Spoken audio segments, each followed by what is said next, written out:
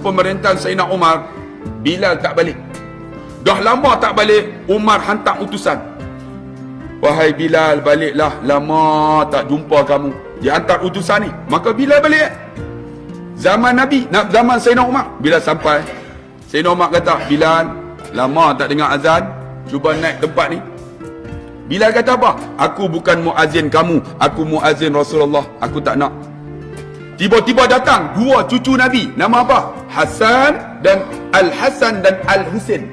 Namanya bukan Hasan Husin. Al-Hasan dan Al-Husin. Al-Hasan ni duduk sebelah kanan. Dia tarik baju Bilal. Pakcik Bilal, launglah azan, lama tak dengar. Al-Husin pegang.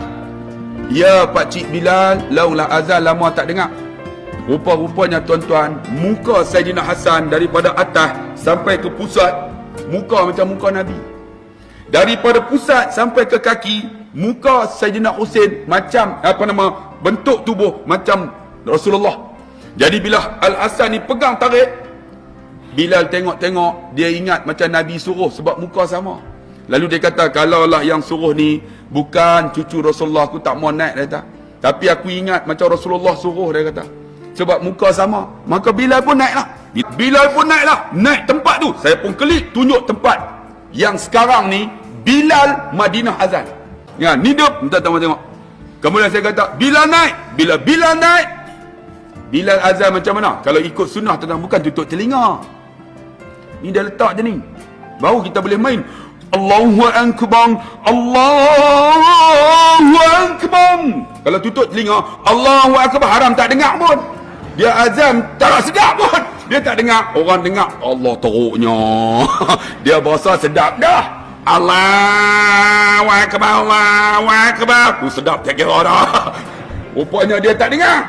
Bukan tutup telinga. Ni, tak ni. Betul ni. Allahu Akbar, Allahu Akbar. Sedap tak? Tengok siapa azan. Jadi kan, dia pegang.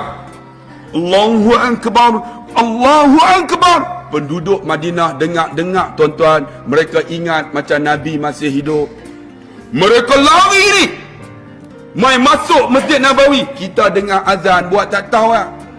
Sedangkan azan itu isim tafdil. Kabir besar, akbar tersangat besar. Allahu Akbar, Allah sangat besar. Tak ada besar dah. Kita duk basuh kereta lagi. Kereta besar, oi.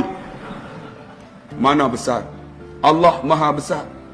Makcik, Allahu Akbar, Allah. Pi pasar malam, bawang sak 1 kilo.